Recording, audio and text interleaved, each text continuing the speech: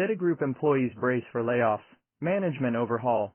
Sources: New York, November the 20th. Reuters.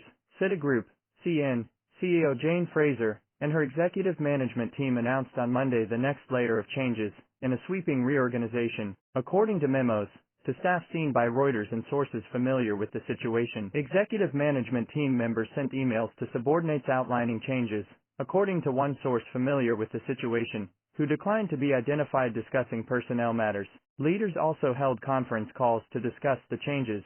Another source said, "The actions we're taking to reorganize the firm involve some difficult, consequential decisions, but we believe they are the right steps to align our structure with our strategy," Fraser said in a separate statement. In the U.S. Personal Banking Division, some roles were merged and Brad Wayman was appointed as the new Chief Operating Officer for the unit. The bank appointed Chris McCullough to succeed Wayman as Head of Mortgage and Small Business Lending. Patrick Gallagher was appointed Head of Execution in the division. Two executives in the division, Dena Roten and Ryan Crowley, will transition out of their roles.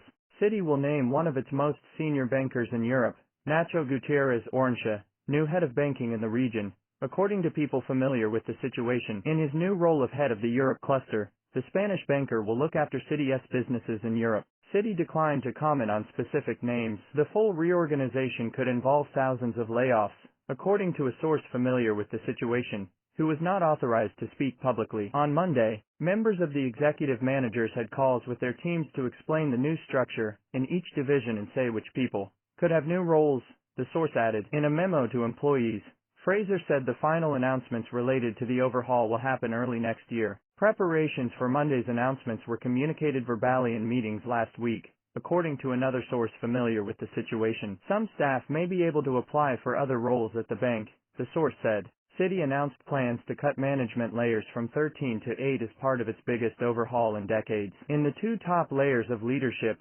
Citi reduced 15% of functional roles and eliminated 60 committees, it said in its third quarter earnings presentation. Support staff in compliance and risk management, and technology staff working on overlapping functions are at risk of being laid off, Reuters reported in September. Reporting by Saeed Azhar, Isla Bini and Tatiana Boutzer in New York. Additional reporting by Svaherbs Bayless, Echo Wong and Andres Gonzalez.